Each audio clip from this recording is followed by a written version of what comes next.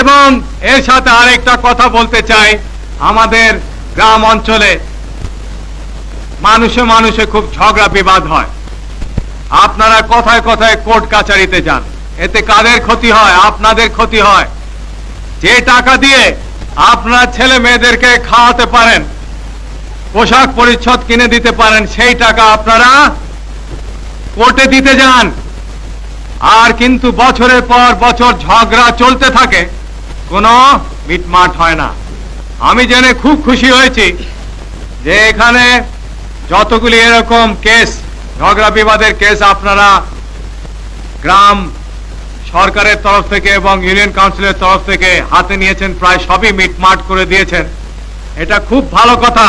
এবং আপনাদের দেখা দেখি বাংলাদেশের অন্যান্য ইউনিয়ন কাউন্সিল এবং গ্রাম পর্যায়ে যেখানে গ্রাম সরকার আছে, আমি আশা করি তারাও এইসব ছোট ছোট মামলা এগুলি এখানে বিচার করে মিটমাট করে নেবেন।